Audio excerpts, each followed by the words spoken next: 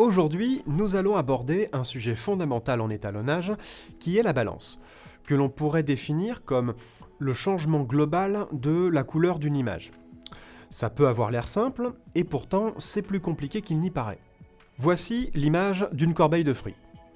Nous considérons ici que les oranges sont oranges, les kiwis sont verts, et les fraises sont rouges. Voici la même image, mais avec une balance différente. La couleur globale, elle n'est plus la même, mais nous continuerons à considérer que les kiwis sont toujours verts et les oranges sont toujours oranges. Mais en mettant les deux images côte à côte, on remarque que les kiwis et les oranges ont en fait la même couleur. Alors c'est un phénomène qu'on appelle la constance des couleurs. Nous avions déjà parlé de la rémanence négative dans une précédente vidéo, mais ici il s'agit d'un phénomène biologique mais également psychologique. Nous avons, dès notre plus jeune âge, appris à associer des couleurs à des objets. Donc une orange, c'est toujours orange. D'ailleurs, la couleur tient son nom du fruit. L'intérieur d'un kiwi, c'est vert. Et une fraise, c'est toujours forcément rouge.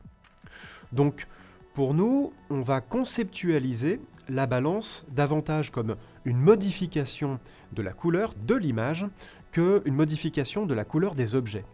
Et pour bien comprendre ce qu'est la balance, il faut déjà comprendre ce qu'est la température de couleur. Cette température est exprimée en Kelvin. Le Kelvin, c'est une mesure de la température thermodynamique, autrement dit, une mesure de la chaleur. 0 Kelvin est égal au zéro absolu, soit moins 273 degrés Celsius. Imaginons un objet qui dépasse cette température. Il émet alors une onde électromagnétique. Une onde, c'est une vibration qui se propage. Plus la température augmente, plus la fréquence de cette vibration augmente également. On parlera ici plutôt de longueur d'onde. Aux longueurs d'onde les plus longues, on retrouve les ondes radio, les micro-ondes ou les infrarouges. Mais si notre objet chauffe suffisamment, ce rayonnement commence à devenir visible pour l'œil humain. C'est ce qu'on appelle la lumière. L'œil humain est sensible aux longueurs d'onde comprises entre environ 400 et 700 nanomètres. En dehors de ce spectre, elle ne se voit plus. Pour qu'une lumière soit perçue comme blanche, il faut qu'elle soit constituée de toutes ces longueurs d'onde. Mais ces dernières peuvent être réparties différemment. L'œil humain a la capacité de s'adapter de façon à garder une constance dans sa perception des couleurs. C'est pour ça que nous parlons de balance des blancs. Sous différentes lumières de couleurs spectrales différentes, notre œil s'adapte pour voir toujours du blanc. Seulement, une caméra ne fonctionne pas comme un être humain. Nous devons lui indiquer la température de couleur de la lumière qui expose son capteur, soit pour s'adapter à notre vision, de manière à ce que la lumière nous paraisse naturelle, soit pour donner une intention artistique en colorant globalement l'image et donc en s'éloignant de notre perception.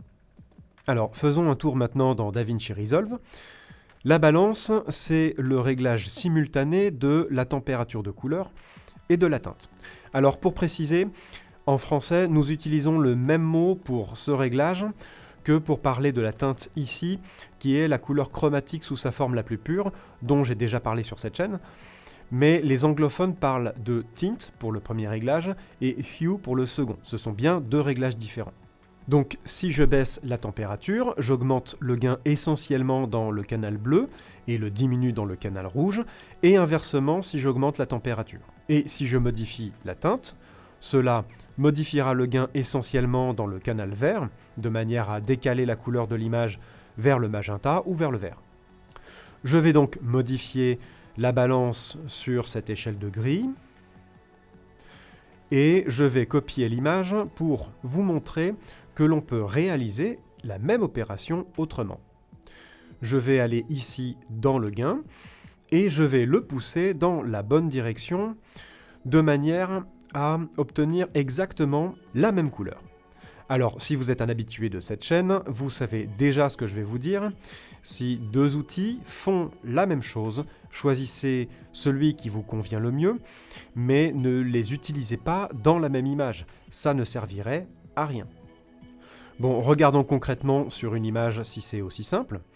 J'ai ici un plan tourné à 3200 Kelvin, et ici j'ai le même plan mais enregistré à 5600. Alors avant ça, j'ai fait un color management. Si vous avez besoin, je vous invite à regarder les vidéos que j'ai faites sur le sujet. je vais partir du premier plan et modifier sa balance pour le comparer avec le second. Mais si je modifie le gain pour le ramener vers la même couleur, on voit qu'il y a une nette différence. Alors, vous me direz qu'il y a d'autres outils qui peuvent nous aider, comme le lift et le gamma par exemple, mais leur logique est un peu différente. Et mon but ici, c'est plutôt de trouver une manière photographique et rapide de modifier la balance.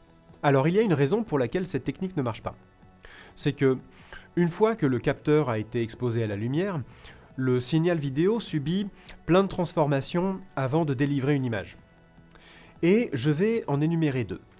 La première, c'est qu'une matrice de filtre, ce qu'on appelle généralement une matrice de Bayer, est placée devant le capteur de la caméra. Chaque photocyte, chaque cellule qui convertit une intensité lumineuse en signal électrique, se trouve derrière l'un de ces filtres. Pour deviner la couleur de chaque pixel, la caméra va interpoler chaque information par le biais d'un algorithme. C'est ce qu'on appelle le dématrissage. Une fois l'image enregistrée, il n'est pas possible de revenir en arrière. Donc, à moins d'avoir tourné en RAW, vous ne pourrez pas modifier la balance exactement comme la caméra l'aurait fait. Mais vous pouvez quand même revenir sur une chose, le gamma.